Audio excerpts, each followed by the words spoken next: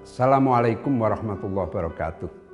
Saya Abdul Muhaimin, pengasuh Pondok Pesantren Putri Nurul Ummahat Perenggan Kota Gede Yogyakarta dan aktivis dialog lintas agama yang sudah saya geluti sekian puluh tahun untuk mencari ruas sambung ajaran-ajaran agama yang paling substansial, yaitu kemanusiaan.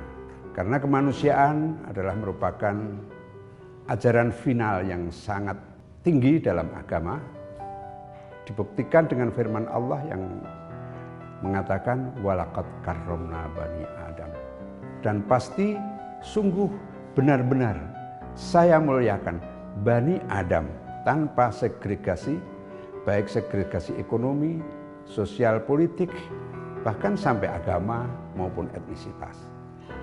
Saat ini dunia global sedang mengalami satu kondisi yang sangat kaotik dengan munculnya pandemi COVID-19. Dan pandemi ini tidak memandang strata apapun dalam kehidupan manusia.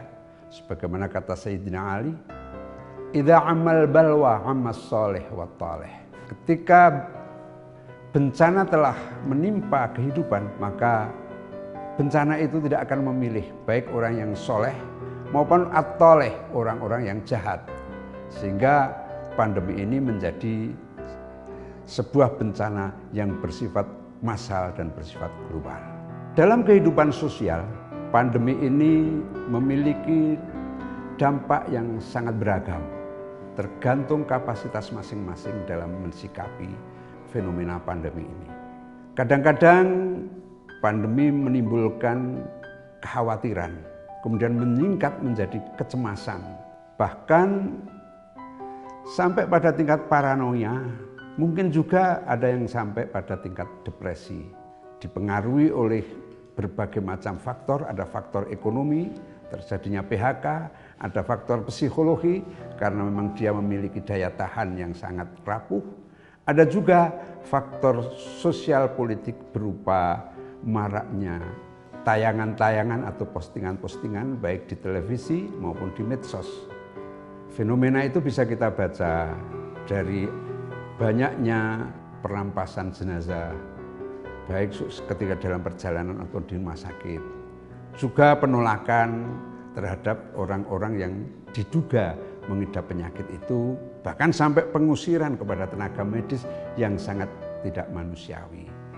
Fenomena anomali ini sebetulnya diakibatkan ketidaknyambungnya antara ilmu pengetahuan, keyakinan agama, dan kultur. Ilmu pengetahuan seolah-olah dengan pongahnya mampu menyelesaikan kasus-kasus penyakit ini tanpa memperhatikan kondisi keyakinan masyarakat.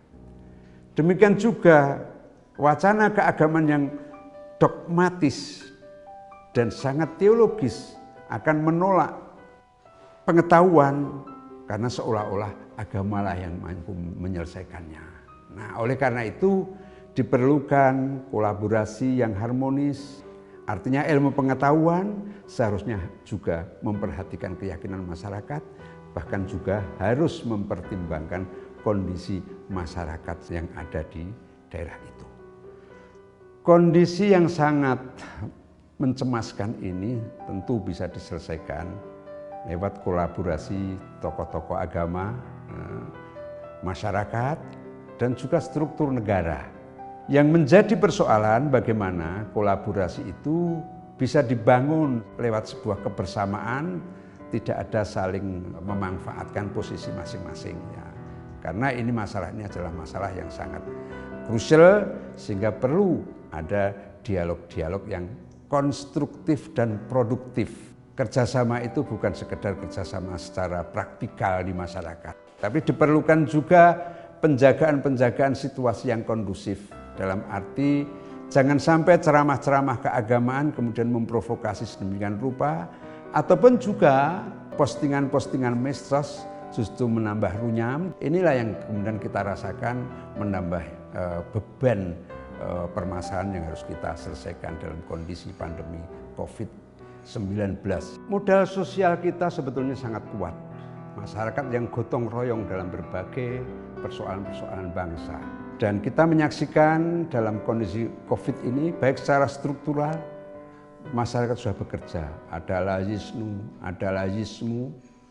Disinilah negara perlu hadir dengan memberikan dukungan-dukungan, baik secara langsung terlibat dalam kegiatan-kegiatan penyantunan itu, ataupun juga kebijakan-kebijakan yang memberikan dorongan kepada masyarakat.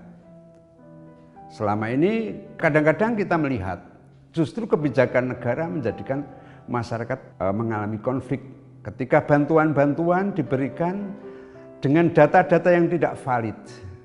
Nah, agama selalu hadir dalam kondisi titik nadir persoalan kemanusiaan untuk menyelesaikan persoalan-persoalannya. Isu kemanusiaan adalah ajaran tertinggi semua agama. Dan agama akan terasa kehadirannya ketika agama memberikan sumbangan-sumbangan nyata dalam kehidupan kemanusiaan yang sedang mengalami bencana semacam ini. Oleh karena itu diperlukan sebuah solidaritas bersama semua agama maupun kepercayaan untuk melakukan langkah-langkah praksis maupun juga penyampaian wacana-wacana yang mengangkat harkat kemanusiaan hari ini.